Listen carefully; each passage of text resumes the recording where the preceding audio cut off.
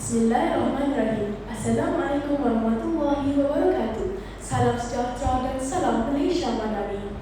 Berdiri saya di pentas ini dengan penuh rasa bangga untuk menyampaikan pidato yang bertajuk Rukun Negara Pemakin Perpaduan, Kepercayaan kepada Tuhan, Keluhuran, Perlembagaan, Kedaulatan Undang-Undang. Hadirin yang saya hormati, izinkan saya membuka bicara dengan serangkap pantun.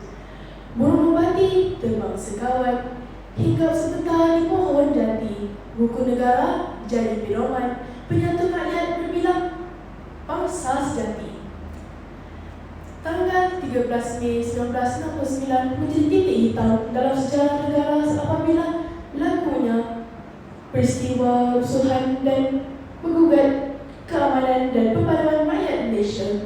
Daripada peristiwa itulah lahirnya rukun negara sebagai asas pembentukan sebuah negara yang aman, bersatu padu dan harmoni. Namun persoalannya, adakah kita benar-benar memahami semangat di sebalik setiap prinsip tersebut atau sekadar melafazkannya setiap minggu di perhimpunan sekolah tanpa penghayatan yang sebenar? Hadirin sekalian, subtopik pertama yang ingin saya kupas ialah kepercayaan kepada Tuhan. Prinsip ini menjadi tunjang kepada pembentukan insan yang berakhlak mulia dan bertanggungjawab. Malaysia merupakan sebuah negara yang kaya dengan kepelbagaian agama dan kepercayaan.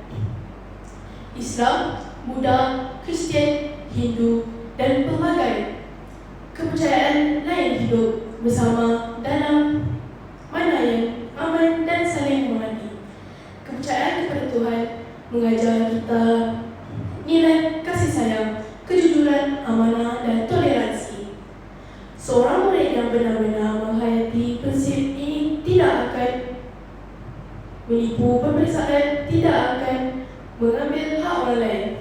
Mereka memahami bahawa setiap perbuatan mempunyai balasan dan setiap tindakan mempunyai akibatnya. Hadirin yang dikasihi, subtopik kedua ialah keluhuran perlembagaan. Apakah yang dimaksudkan dengan perlembagaan? Perlembagaan ialah undang-undang tertinggi negara yang menjadi panduan dalam pentadbiran dan pemerintahan Malaysia. Perlembagaan menjamin hak setiap rakyat tanpa mengira kaum, agama dan budaya.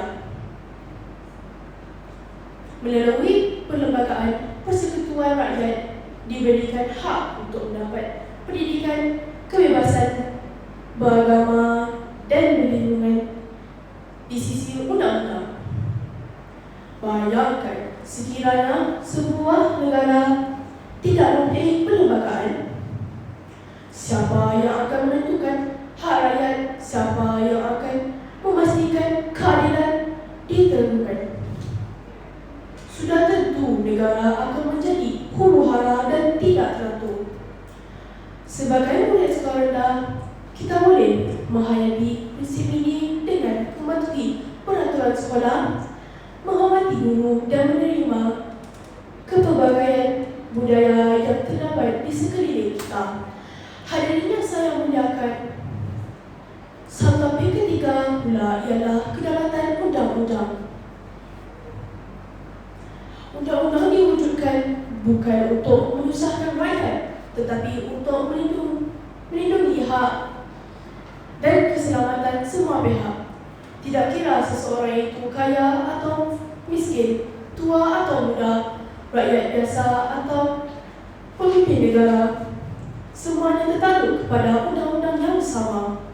Inilah keindahan sebuah negara yang berdaulat. Hadirin sekalian, kepercayaan kepada Tuhan membentuk hati yang bersih. Keluhuran perlembagaan menjamin hak dan keadilan.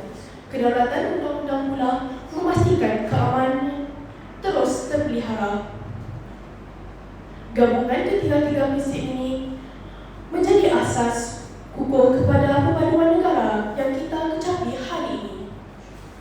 Marilah kita bersama-sama menjadikan rukun negara sebagai amalan hidup, bukan sekadar slogan yang diucapkan. Dengan lafaz penuh semangat, saya akhiri pidato ini dengan ungkapan: rukun negara di hati, perpaduan negara di perkukuh. Malaysia terus gemilang di pesada dunia. Sekian, terima kasih.